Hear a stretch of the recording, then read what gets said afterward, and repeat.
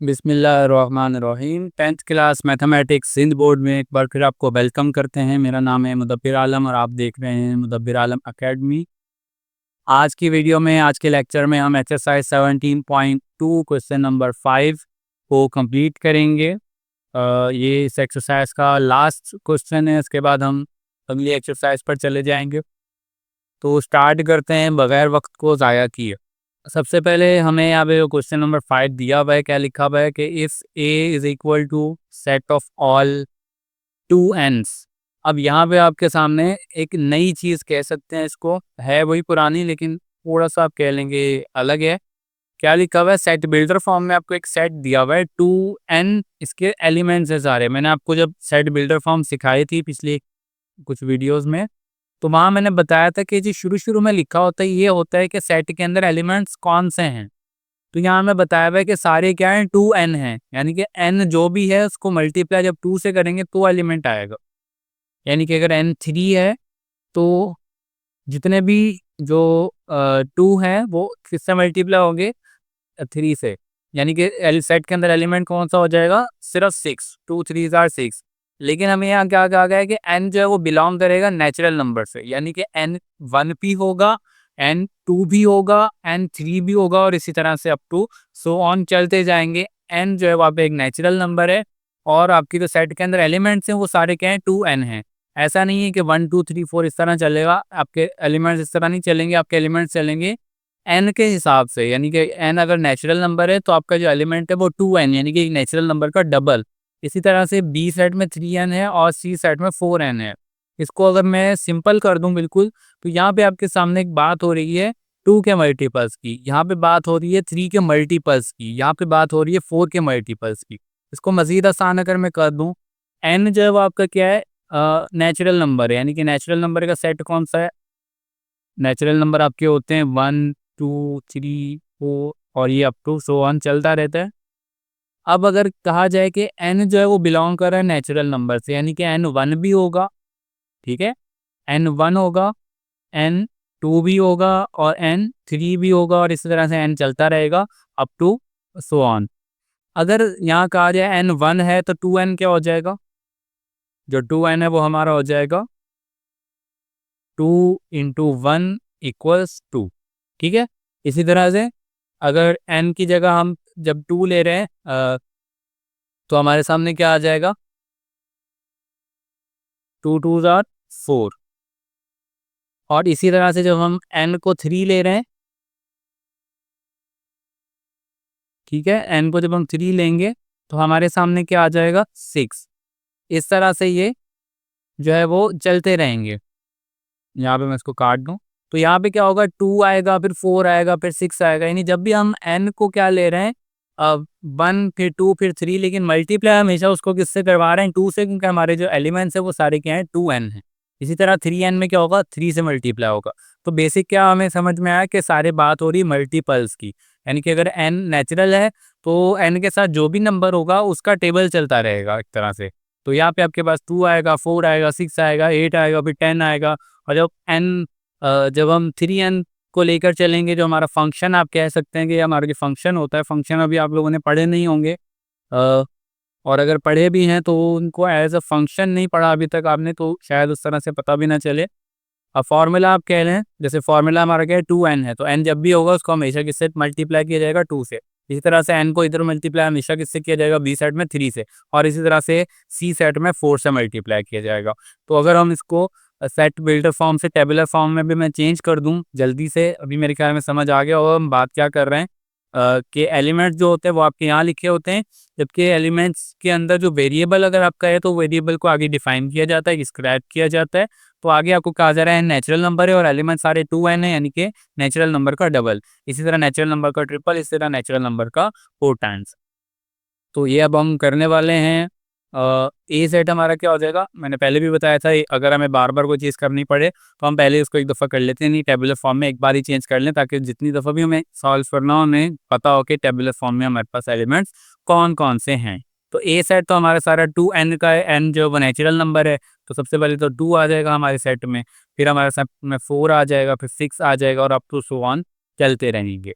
इसी तरह से बी सेट अगर हम कह लें तो बी सेट हमारा सारा 3n है, यानी कि 1 को 3 से करेंगे, फिर 2 को 3 से करेंगे 6 हो जाएगा, 3 को 3 से करेंगे 9 हो जाएगा, अप टू सो ऑन चलता रहेगा। इसी तरह सी सेट जो है वो हमारा वो है 4n, तो 4 से मल्टीप्लाई होगा हमेशा। पहला एलिमेंट 1 होता है नेचुरल नंबर्स में, दूसरा 2 होता है तो वो भी 4 से मल्टीप्लाई होगा, तीसरा 3 होता है वो भी 4 से मल्टीप्लाई होगा, और अप टू सो ऑन ये चलते रहेंगे। ये आपके साइड आगे टेबुलर फॉर्म में। इसमें अगर कोई कन्फ्यूजन हो तो आप लोग ज़रूर मुझसे पूछिएगा, क्योंकि अक्सर इसमें हो सकता है कि कन्फ्यूजन हो। तो इसमें कोई मुश्किल चीज़ नहीं है, कोई आपके लिए घबराने वाली बात नहीं है कि कन्फ्यूजन हमें क्यों हो रही है, ये नॉर्मल सी बात है। तो अब हम जो है वो आगे बढ़ते हैं। तो पहले पार्ट में हमारे सामने क्या है, A intersection B. A intersection B simple. अब हमें पता है ए इंटरसेक्शन बी हमें सॉल्व करना है, तो क्या लिखेंगे, ए इंटरसेक्शन बी।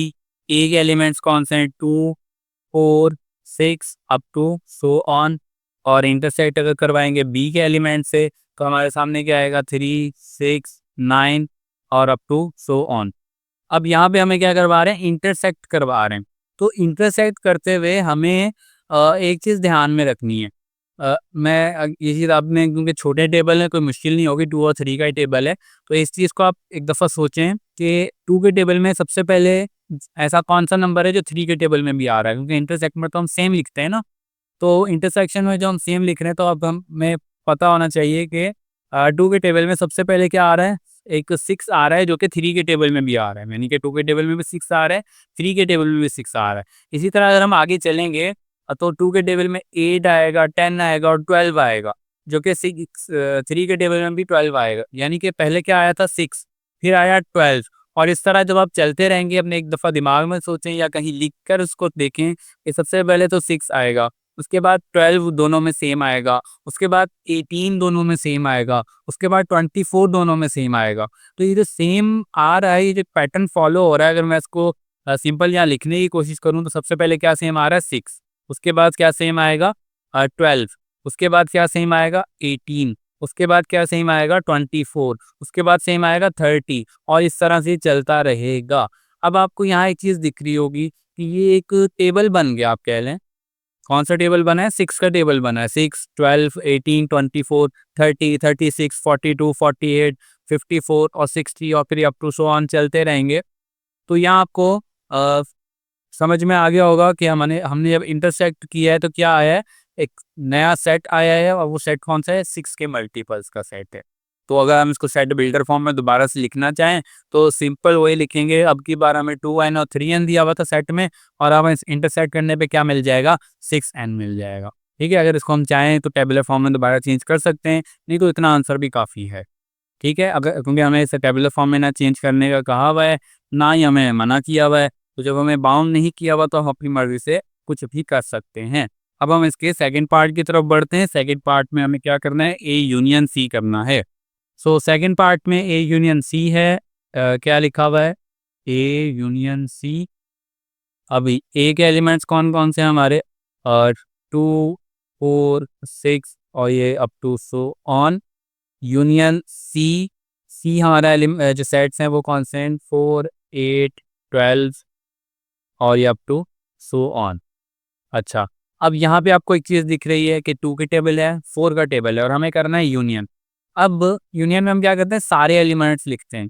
तो हम अगर देखें ए सेट के अंदर कौन कौन से एलिमेंट हैं, 2 4 6 8 10 12 14, ये सारे आएंगे। यूनियन 4, जो हमारा जो सी सेट है उसमें क्या आ रहा है, 4 8 12 और ये अप टू सो ऑन चलते रहेंगे। तो हमें एक चीज़ यहाँ दिख रही है कि जो आपके ए सेट के एलिमेंट्स हैं वो सारे ही आपके सी सेट में मौजूद हैं, क्योंकि जाहिर सी बात है जो नंबर 2 के टेबल में आता है, यानी जो 4 के टेबल में आता है वो 2 के टेबल में लाजमी आएगा। ये हमें सिंपल से एक बात पता है, और ये हमें यहाँ नज़र भी आ रही है। तो हमें आंसर हमें क्या मिल जाएगा, सिंपल 2n मिल जाएगा, यानी कि सेट ऑफ ऑल 2n's। और सिंपल हम क्या कह सकते हैं इसको, 2 4 6 8 और अप टू सो ऑन ये चलता रहेगा। दोबारा से देखें इसको कि क्या है, ए यूनियन सी, ए के अंदर जो एलिमेंट्स हैं वो सारे ही सी के अंदर हैं, तो हमारा आंसर क्या हो जाएगा, सिंपल ए वाला हो जाएगा। ठीक है, और ये आपका सिंपल सेकंड पार्ट का आंसर हो गया।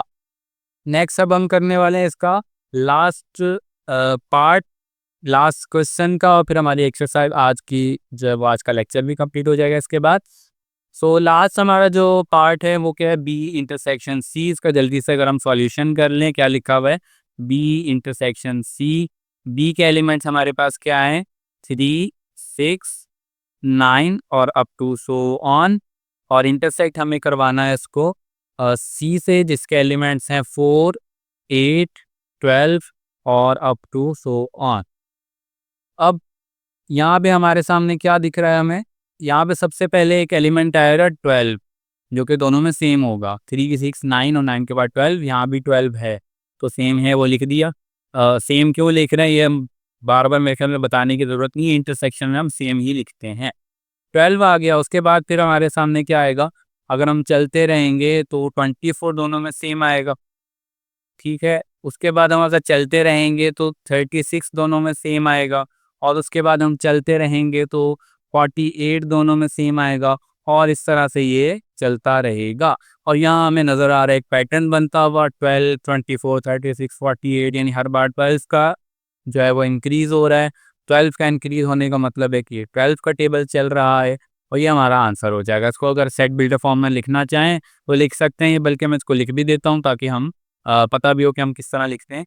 यहाँ पे हमें नज़र आ रहा है इक्वल्स, हम यहाँ लिख सकते हैं set of all 12 n such that n belong to natural numbers.